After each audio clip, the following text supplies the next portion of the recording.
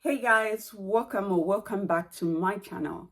My name is Frida Tate and I'm here with a brand new video. But first, if you're not yet subscribed to my channel, please go ahead and do subscribe. Don't forget to turn on the post notification bell so that each time I upload a brand new video, you are notified. Without further ado, let's get into the video.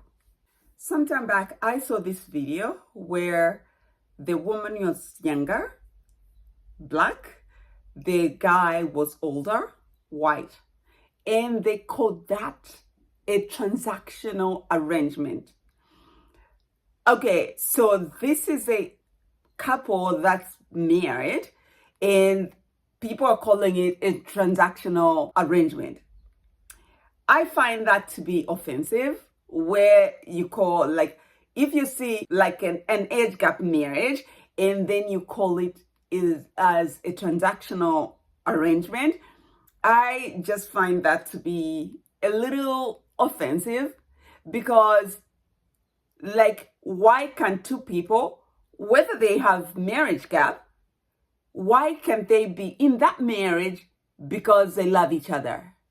If you look at the conventional marriages, and by that I mean marriages that are perhaps not like a big age gap between them, right? Like the husband is maybe 2 years older, 3 years older than the wife.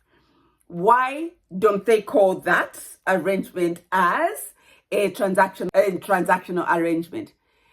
I say, like, if you are going to talk about the age gap marriages as a transactional arrangement, then you might as well go ahead and call the conventional marriages transactional.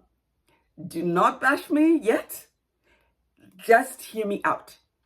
I'm coming to that. I will explain everything. The reason why I am saying even the conventional marriages should be classified as transactional, just because not a lot of people, if there is any, all right, that would go into a marriage where they think this guy is okay, I like him, I'm going to get married to him. He has no way, no means to provide for me as a woman, but I am going to marry him anyways. Most of the marriages that I see is, if the husband is not working at the moment, like he is not working, at least he shows some potential where he's showing you that it's just a matter of time. Like, if he got an opportunity, he got a chance, then he would be working. Like, he's capable of working. Maybe he's in college, maybe he's in university, maybe he's just between jobs. And then, as a woman, that this guy would definitely one day take care of me if he gets an opportunity. Because since time immemorial, as women, we are just created, there's an innate God has created in us where we love a provider. So does that make us gold diggers just because we are created as a helper and then the man as a provider? So since in the marriage gap relationship or marriage, the guy is older and the woman is younger, and the guy is providing for the wife, for the younger wife, and you're going to call that transactional? No, I don't think so. Because a transaction means, like, you go to the store and then you get some goods, you pay for some goods, and the businessman goes away, you go away, and that's that. But then in the marriage, you are living together.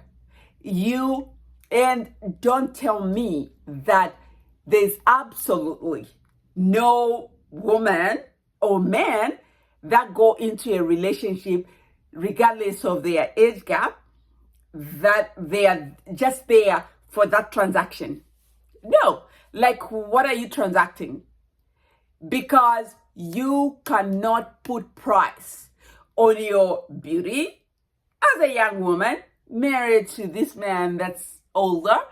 You cannot put the price on your beauty. You cannot put price on your youth. You cannot put price on your health. You cannot put price on your energy. You cannot put price on those things. So when people talk about, oh, because I'm talking about this because I recently saw a video where I guess this woman is telling the younger girls that you have to make sure, like, if you are going to go for an older man, he is loaded, because whatever arrangement you are doing is transactional. No, I don't believe that, because there is just some instances where, some people are truly in love. Just because you have grown older, just because you are younger, then suddenly your love stops. You still feel love even when you are older. All right. So yes, there is some marriages, maybe age gap marriages. Maybe there's even a huge age gap between the husband and wife, but they are truly in love, and that's the reason why they are in love. And just as an icing on the cake, the man is like, he's got money and is providing all these good things for the wife, because that's what a man is supposed to do. So please stop calling it a transaction, because it's not. And this is the reason why there's some problems in some marriages, because they went into that marriage, with the intention that it's just transaction, business as usual. All right. Now you go into that marriage, like, at the back of your mind, you are telling yourself that because this arrangement is only transactional, I am free to do whatever I can. This is the reason why people go outside their marriages, because in their house, in their marriage, it's transaction, it's business. Therefore, in order for them to find love, they go outside of their marriage. And that is called cheating. Whatever you want to say, that is called cheating.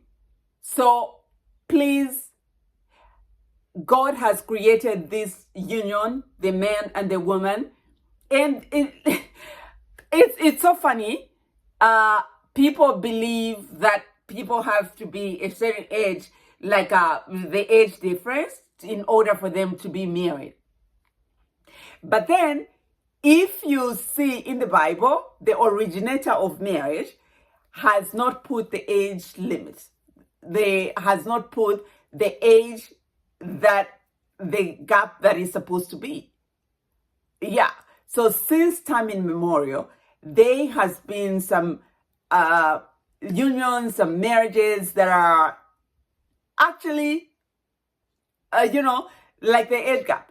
I'm going to give you one example. There's in the Bible, in Genesis, there's Abraham.